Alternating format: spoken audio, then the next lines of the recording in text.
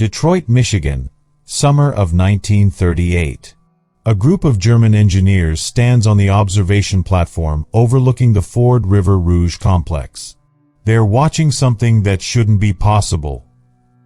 Below them, raw materials arrive at one end of the factory: iron ore, coal, rubber, sand. 30 hours later, finished automobiles roll out the other end. Complete vehicles. Thousands per day. The Germans take notes frantically, photograph everything permitted, measure distances, time intervals, calculate throughput rates. These aren't ordinary engineers. They represent Daimler-Benz, Volkswagen, and the German military establishment. They've been sent to America specifically to learn the secrets of mass production, to understand how American factories achieve output that German craftsmanship traditions cannot match, to bring this knowledge back to Germany. They will fail completely. Not because they're incompetent. These are brilliant minds, trained in Germany's finest technical universities. Not because they lack resources. By 1938, Nazi Germany is mobilizing its entire economy for war. They will fail because they're trying to copy a system that contradicts everything their culture has taught them about how things should be built. This is the story of why Germany, despite superior individual engineering in many areas, could never match American industrial output during World War II. Why Germany built 25,000 tanks while America built 88,000. Why German factories never achieved the crushing, relentless productivity that buried the Axis powers under an avalanche of steel. It's a story about culture as much as engineering, about philosophy as much as manufacturing, about two completely different answers to the question, what does it mean to build something well? The American answer: build it fast, build it standardized, build it in overwhelming numbers. Quality emerges from quantity. Excellence comes from consistency. The individual worker is replaceable. The system is everything. The German answer: build it precisely, build it beautifully, build it to last.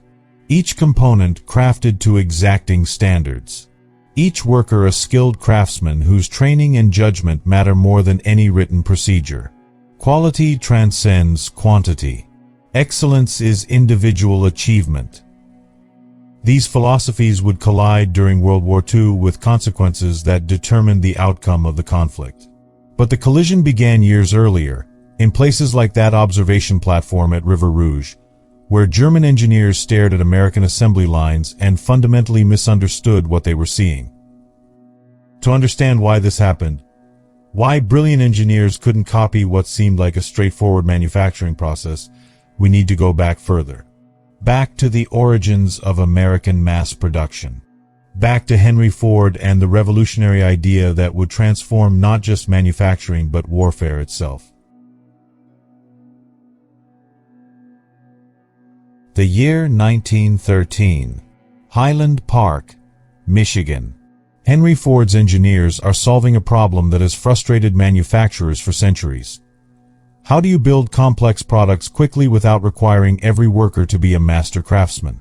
The answer they develop is counterintuitive. Instead of training workers to build entire products, you break the product into hundreds of small tasks.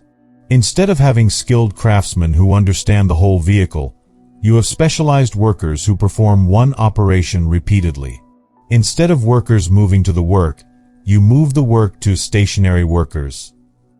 The moving assembly line. On paper, it's simple. In practice, it requires rethinking everything about manufacturing. Ford's engineers time each operation. They discover that installing a dashboard takes exactly 4 minutes and 17 seconds when done efficiently. So they space workstations exactly the distance a chassis travels in 4 minutes and 17 seconds at optimal line speed. The worker never rushes, never waits. The work comes to him, he performs his operation, the work moves on. Rhythm, precision, endless repetition. The results are staggering. In 1913, before the assembly line, It takes 12 hours and 28 minutes to build a Model T. By 1914, with the assembly line perfected, it takes 1 hour and 33 minutes. The price drops from $850 to $260. Production increases from 82,000 vehicles annually to over 200,000. But here's what makes this revolutionary. The workers aren't skilled. Many barely speak English. Most have no manufacturing experience whatsoever. Some are recent immigrants. Some are illiterate. It doesn't matter. The system works regardless of individual skill because the system replaces skill with procedure. This is the philosophical revolution that German engineers in 1938 are trying to understand. It's not just about conveyor belts and moving parts. It's about a fundamental reconception of what manufacturing means. American mass production rests on several key principles. First, complete standardization. Every part must be identical and interchangeable. A bolt from one Model T must fit perfectly into any other Model T. This seems obvious now, but in the 1910s, it was radical. European manufacturers still relied on skilled workers filing and fitting individual parts to make them work together. American manufacturers eliminated fitting entirely through standardization. Second, specialized machinery. American factories invested enormous capital in machines designed to perform one operation perfectly.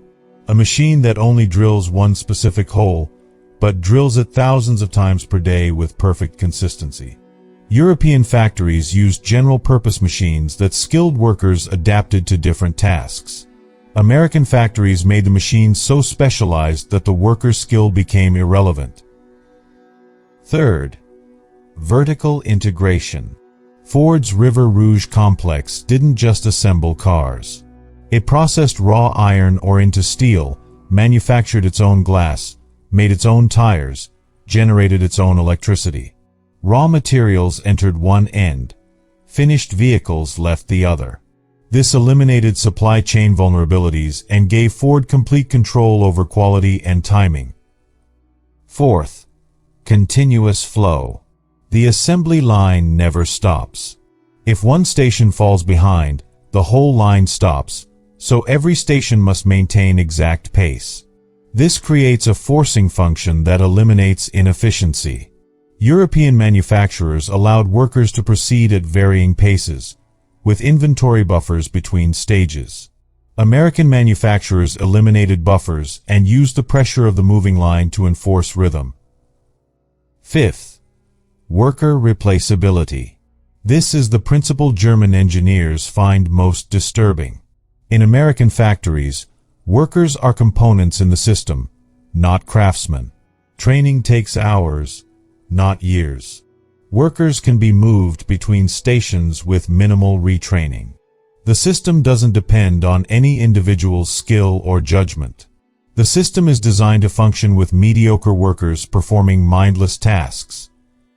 By the 1930s, American manufacturing has perfected these principles across multiple industries. The Soviet Union, despite communist ideology, is actually learning from American engineers. Stalin imports Ford advisors to help build Soviet tractor factories. But Germany, proud of its engineering traditions and craftsmanship culture, has resisted mass production principles. Then Hitler comes to power. Germany begins rearming. Military planners realize they need industrial output that German manufacturing traditions cannot provide. They need tanks, aircraft, artillery in quantities that individual craftsmanship cannot produce. They need American-style mass production. So they send those engineers to America to learn. The engineers tour Ford's River Rouge. They visit other American factories. They take copious notes. They return to Germany confident they understand the system. They begin designing German factories based on American principles. And they discover, slowly and painfully, that they've misunderstood everything. The problem isn't technical. German engineers are perfectly capable of understanding how a moving assembly line works mechanically. They can copy the machinery, the layout, the timing. The problem is cultural. The problem is that American mass production isn't just a manufacturing technique. It's a philosophy about work, about quality, about what it means to build things. And that philosophy contradicts German cultural values so fundamentally that German engineers cannot truly implement it. Consider standardization. American manufacturers obsess over making parts identical. If a bolt specification calls for 12.00 millimeters, American machines produce bolts at exactly 12.00 millimeters, plus or minus 0.02 millimeters. Every single one. Millions of identical bolts. German manufacturers see this as barbaric. A skilled German machinist knows that different applications require different tolerances. A bolt that secures a non-critical cover doesn't need the same precision as a bolt in the engine block. The German machinist adjusts his work based on judgment and experience. He takes pride in knowing when to be precise and when to be efficient. But this means German bolts aren't truly interchangeable. A bolt made on Monday might not be exactly identical to a bolt made on Friday. Usually this doesn't matter. A skilled assembler can make it work. But it means you can't have a completely unskilled worker grabbing random parts and assembling them without fitting or adjustment. American mass production requires that you can. It requires that every part be so standardized that assembly is mindless. The worker doesn't need judgment. He doesn't need to understand what he's building. He just follows the procedure. Grab bolt, insert bolt, tighten bolt, repeat. German engineers intellectually understand this. But when they try to implement it in German factories, they encounter resistance at every level. The machinists resist making identical parts because their training emphasized adaptation and judgment. The supervisors resist treating workers as interchangeable because German industrial culture emphasizes the relationship between master craftsman and apprentice. The designers resist standardizing components because German engineering culture values elegant, purpose-specific solutions over crude, general-purpose approaches. This cultural resistance isn't stupidity. It's the collision of two legitimate but incompatible philosophies about manufacturing and quality. By 1940, Germany is at war and discovering that its manufacturing philosophy is a strategic liability. The Wehrmacht is advancing across Europe with equipment that is, in many ways, superior to Allied equipment. German tanks have better guns, thicker armor. German aircraft are more maneuverable. German optical equipment is unmatched. German engineering produces weapons of extraordinary individual quality. But German factories can't produce enough of them. Consider the German Panther tank. Introduced in 1943, it's arguably the best medium tank of World War II. The 75mm gun can penetrate any Allied tank at range. The sloped armor deflects most enemy fire. German tank crews who get Panthers love them when the Panthers work. But the Panther is a manufacturing nightmare. It contains thousands of components, many custom-made for this specific vehicle. The final drive, the mechanism that transmits power from the engine to the tracks, requires such precise machining that only a few German factories can produce it. The interleaved road wheel design, which provides excellent weight distribution, means that changing a damaged inner wheel requires removing multiple outer wheels, a job that takes hours even for experienced crews. The Panther is designed by engineers who value performance over manufacturability. Every component is optimized for its specific function. The result is a technically brilliant vehicle that's difficult to build, difficult to maintain, and difficult to repair. American tank designers take the opposite approach. The M4 Sherman isn't technically impressive. Its gun is adequate but not outstanding. Its armor is sufficient but not exceptional. Its engineering is straightforward, almost crude by German standards. But the Sherman is designed for mass production. Its components are standardized. Its engine is a modified truck engine that thousands of American factories already know how to build. Its transmission is simple and reliable. Its track design allows for quick replacement. A Sherman can be assembled by semi-skilled workers following clear procedures. It can be maintained by mechanics with basic training. It can be repaired in field conditions with standard tools.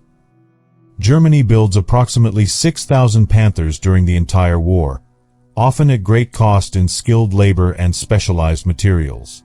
America builds over 49,000 Shermans, using production lines that can be rapidly expanded and workers who can be trained in weeks rather than years.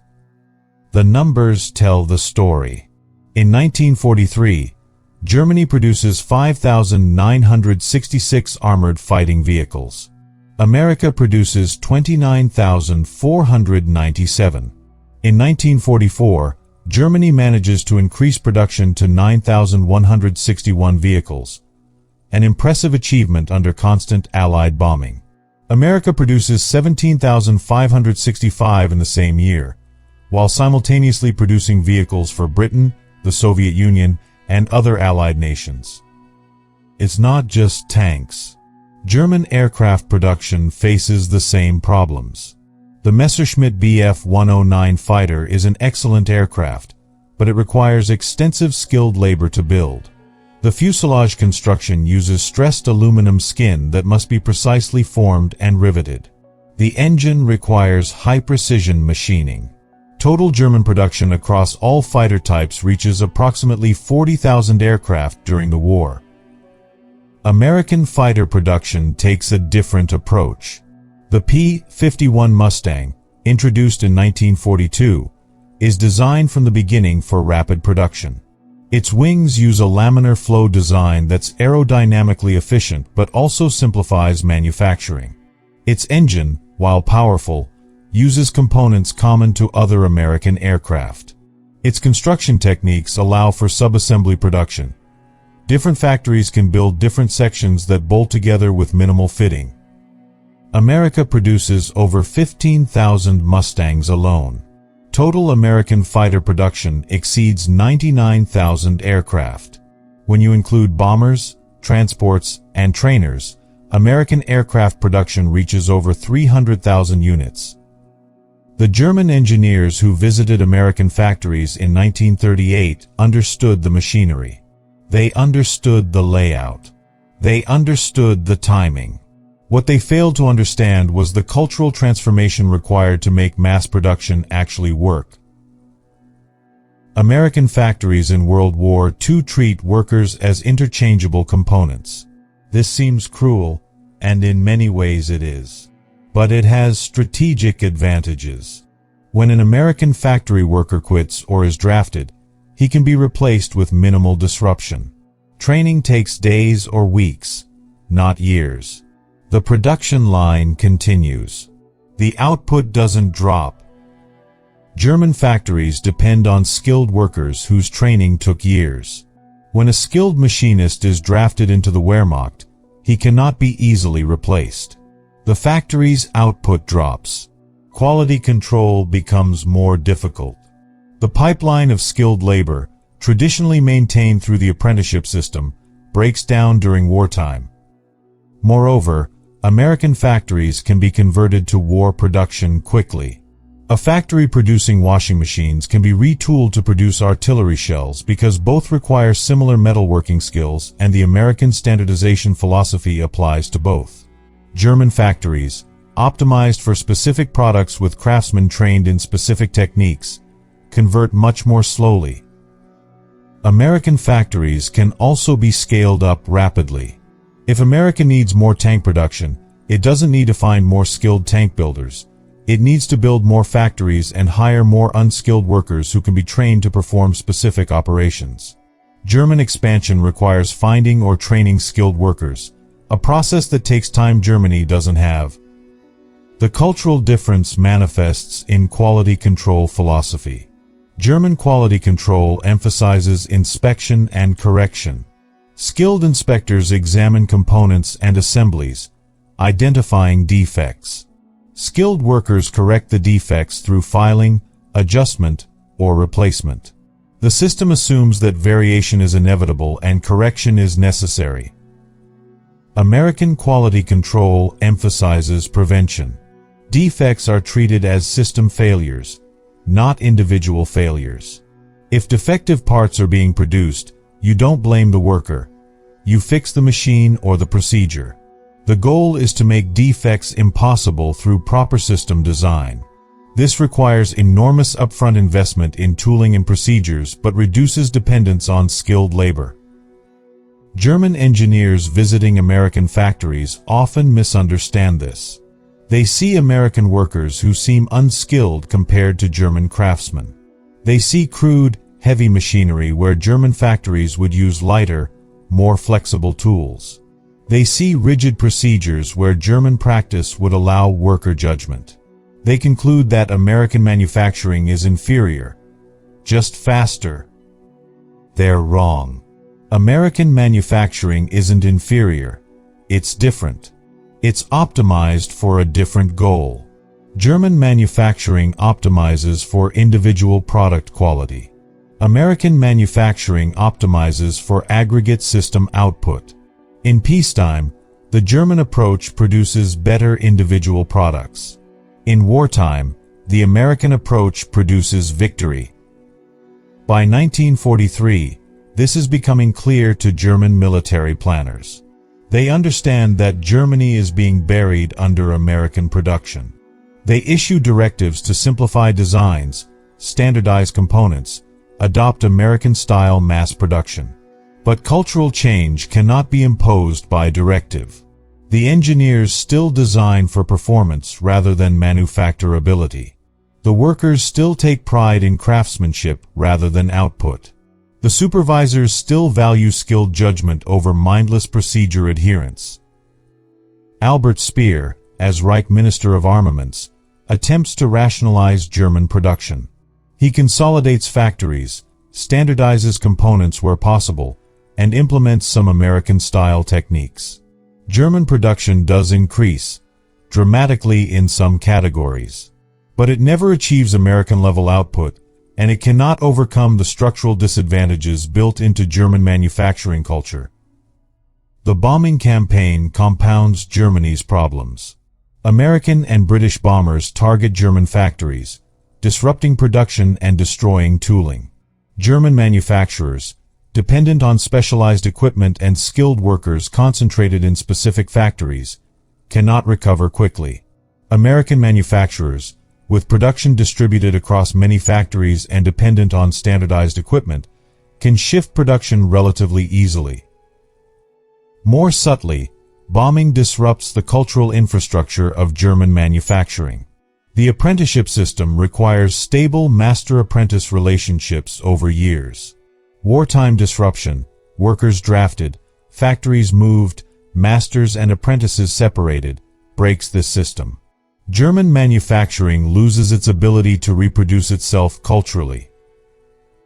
By late 1944, Germany is producing impressive quantities of armament given the circumstances. Allied bombing, resource shortages, labor shortages, transport network collapse. But these quantities are nowhere near what American production achieves under much more favorable conditions. The gap isn't just material. It's philosophical. It's cultural. It's about two incompatible answers to how things should be built. The numbers at war's end are overwhelming. America produced approximately 88,000 tanks and tank destroyers during World War II.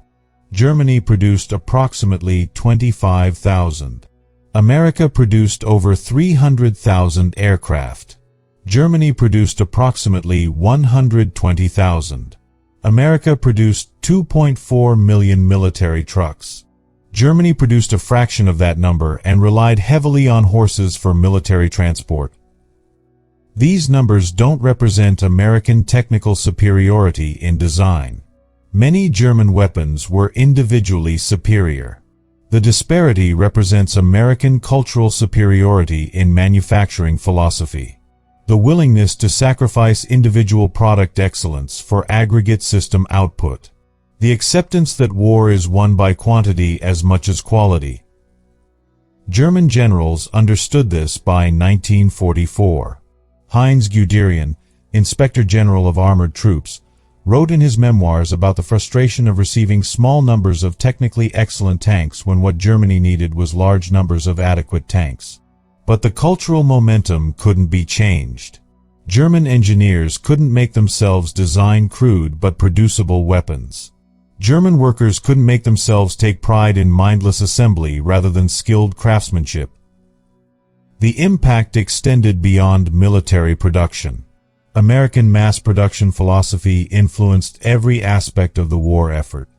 American logistics worked because supplies were standardized and interchangeable.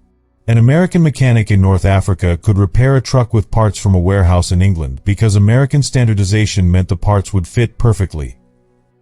German logistics struggled with parts compatibility. Different contracts went to different manufacturers who interpreted specifications slightly differently. Field mechanics needed skill and ingenuity to make repairs work.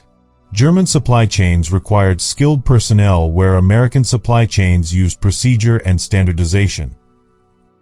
American training systems reflected mass production philosophy. Infantry training broke down into specific skill modules taught by specialized instructors using standardized curricula. A training battalion could process thousands of recruits through parallel training pipelines, producing soldiers with consistent basic skills in predictable time frames. German training emphasized apprenticeship-style learning. Recruits assigned to units where veterans taught them through example and experience. The American system produced adequate soldiers quickly. The German system produced better soldiers slowly. In 1944, when both sides are taking massive casualties and need replacements urgently, the American system sustains field strength while the German system cannot keep pace. Even American medicine followed mass production principles. Field hospitals were organized as processing pipelines. Triage determined which procedure each casualty needed. Specialized teams performed specific operations repeatedly. Patients moved through treatment stations in standardized sequence. The system wasn't elegant, but it processed enormous numbers of casualties with consistent outcomes. German field medicine retained more traditional organization. Doctors made individual judgment calls about treatment. Medical personnel were expected to handle diverse cases. The approach produced excellent care for individual patients, but couldn't scale to handle mass casualty situations as efficiently as American approaches. The strategic impact is clear in retrospect. Germany's manufacturing system, optimized for peacetime quality production, could not adapt quickly enough to wartime quantity demands. America's manufacturing system, built around mass production principles that seemed crude to European eyes, scaled to wartime demands with remarkable speed. In 1939, America produced approximately 2,000 military aircraft. By 1944, production reached nearly 100,000 aircraft annually. This expansion wasn't just about building more factories. It was about having a manufacturing philosophy that made rapid expansion possible. Standardized designs that new factories could build, training systems that could produce workers quickly, supply chains that could scale without breaking. Germany attempted similar expansion but achieved much less. The cultural prerequisites for American-style mass production weren't present. The education system didn't produce workers comfortable with mindless specialized tasks. The social structure didn't accept worker interchangeability. The engineering culture didn't value simplicity and standardization over elegance and optimization. After the war, American occupation authorities studied German factories extensively. They found impressive individual examples of engineering and craftsmanship. They found factories that produced excellent individual products. They found workers with skills that American workers lacked. But they didn't find the systematic manufacturing philosophy that had allowed American industry to bury Germany under material superiority. The story of German failure to replicate American mass production reveals something deeper than just manufacturing techniques. It reveals how cultural values determine strategic outcomes. Germany's engineering culture, with its emphasis on craftsmanship and individual excellence, was a strategic liability in total war. America's mass production culture, with its emphasis on standardization and quantity, was a strategic asset. This isn't to say American culture was superior in all ways. German emphasis on skilled labor and quality craftsmanship produced advances in many fields. German workers took genuine pride in their work in ways that American assembly line workers often could not. The German approach to manufacturing preserved human dignity and skill in ways the American approach sometimes destroyed. But in the specific context of total war requiring massive material output, the American approach won decisively. The lesson isn't that one culture is better than another in absolute terms. The lesson is that cultural values have strategic consequences, and those consequences can determine who wins wars. Modern manufacturing has learned from both traditions. Japanese manufacturers after World War II studied American mass production principles but combined them with elements of German craftsmanship culture. The Toyota production system adopts American standardization and flow principles but gives workers more autonomy and expects continuous improvement from the workforce. Modern, lean manufacturing tries to capture American efficiency with German quality consciousness. But during World War II, the two approaches were in direct competition, and the results were unambiguous. The country that could produce 88,000 tanks defeated the country that could produce 25,000 tanks, even when the 25,000 were individually superior weapons. This story matters because it's usually told wrong. Standard narratives emphasize Allied material superiority without explaining why that superiority existed. The answer isn't just that America had more resources. Germany controlled much of European industrial capacity by 1942. The answer is that America had a manufacturing philosophy suited to total war and Germany didn't. German engineers weren't stupid. They understood what they saw in American factories in 1938. But understanding intellectually isn't the same as being able to implement culturally. You can't import a manufacturing philosophy without importing the cultural values that support it. German culture valued craftsmanship, skill, individual excellence. American culture valued efficiency, standardization, output. Those values determined who could build 88,000 tanks and who could build 25,000. The forgotten part of this story is the human cost of American mass production. Assembly line work is mind-numbing. Workers perform the same operation thousands of times daily with no variety, no autonomy, no sense of building something complete. Injury rates were high, repetitive motion injuries, industrial accidents. Worker turnover was constant. The system treated humans as machine components. German manufacturing, for all its strategic limitations, treated workers with more dignity. A German machinist was a craftsman with skills and judgment. An American assembly line worker was an interchangeable component. German workers had pride in their craft. American workers often had only paychecks. But the strategic outcome was determined by which system could produce more weapons faster. And on that measure, American mass production crushed German craftsmanship tradition. After the war, German industry rebuilt using American-influenced principles. The famous German automotive industry, Mercedes-Benz, BMW, Volkswagen, adopted mass production techniques while maintaining emphasis on quality. Modern German manufacturing is a hybrid. American standardization and efficiency combined with German engineering excellence. But during World War II, Germany was trapped by its cultural inheritance. The craftsman tradition that made German engineering world famous in peacetime became a liability in wartime. The engineers who visited Ford's River Rouge in 1938 brought back technical knowledge, but couldn't import the cultural transformation that made American mass production work. Fritz Weber, not his real name, was one of those German engineers who visited American factories before the war. He worked for Daimler-Benz and was sent to Detroit in 1938 to study American automotive production. After the war, he gave interviews about his experience. Weber described his first impression of the Ford River Rouge complex. It was like watching a machine that produced machines. Everything moved. Nothing stopped. We timed the line. A completed vehicle every 60 seconds. Every 60 seconds. At Daimler-Benz, our most skilled workers needed hours to assemble a vehicle. At Ford, unskilled workers produced one per minute. But Weber misunderstood what he was seeing. He thought the secret was mechanical, the conveyor systems, the specialized tooling, the layout.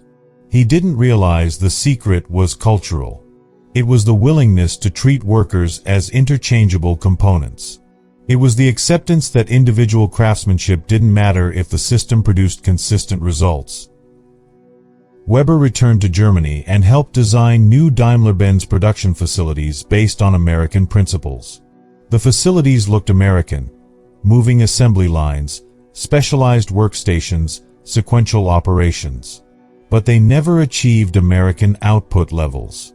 The workers resisted mindless repetition. The supervisors allowed variations based on judgment. The engineers continued designing components that required skilled installation. Weber later admitted, "We copied the machines but not the thinking. We couldn't. To truly implement American production, we would have needed to abandon everything that made us German craftsmen." On the American side, consider Harry Bennett, production manager at Ford during the war years.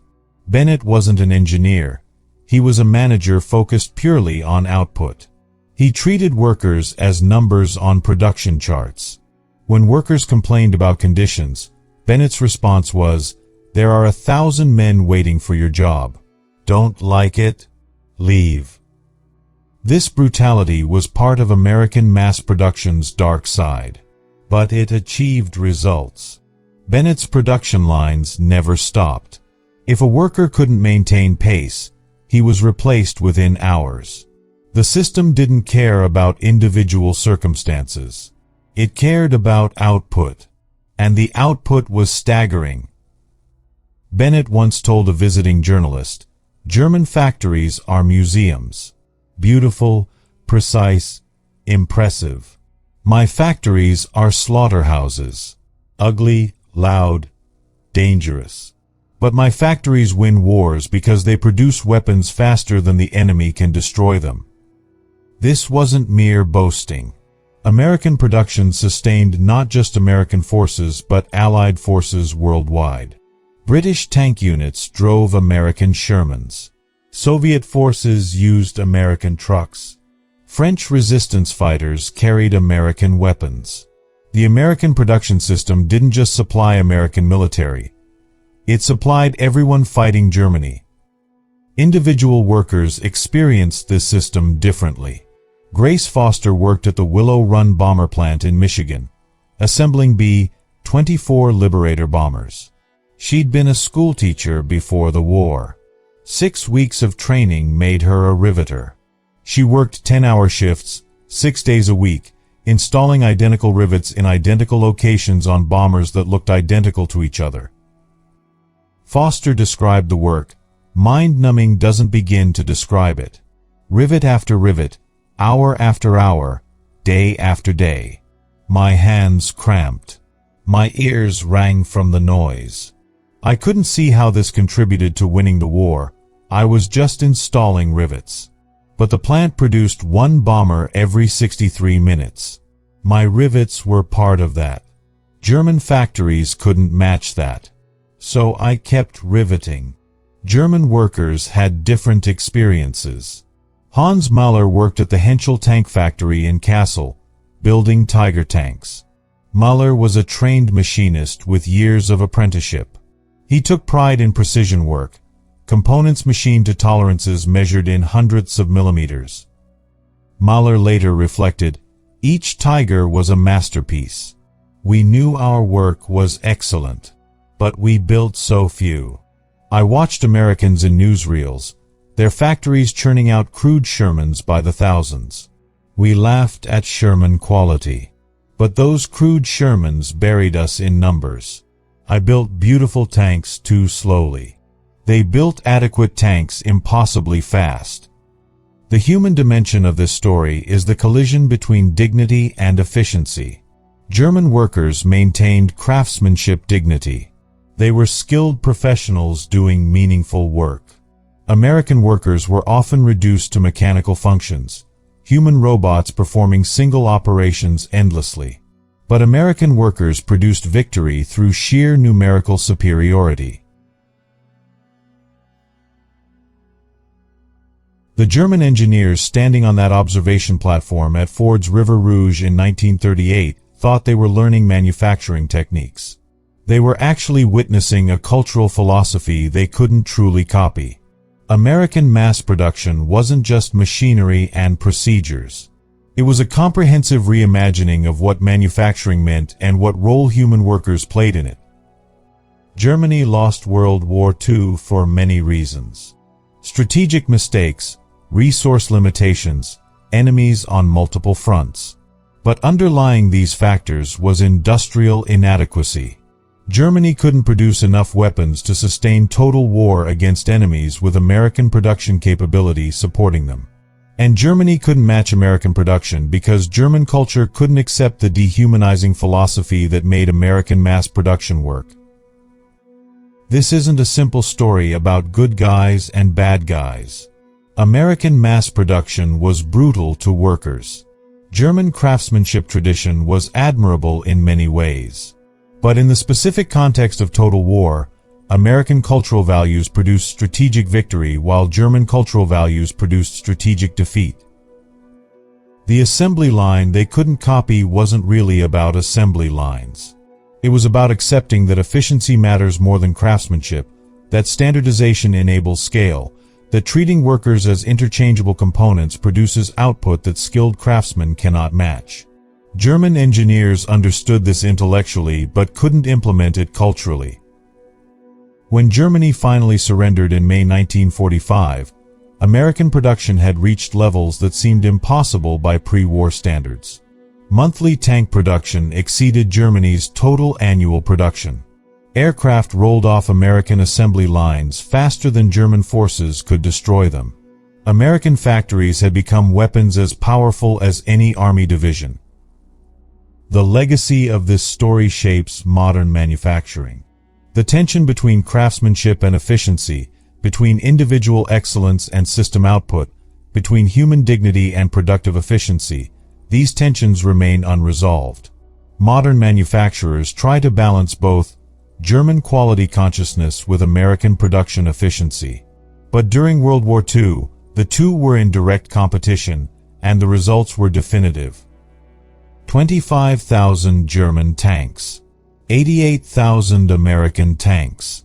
That difference wasn't just about resources or capacity. It was about culture. It was about what each nation valued, what each nation taught its workers, what each nation believed about how things should be built. German engineers visited American factories hoping to learn techniques. What they needed to learn was an entirely different philosophy about work, quality, and human labor. They never could. And that cultural incompatibility helped determine who won the war.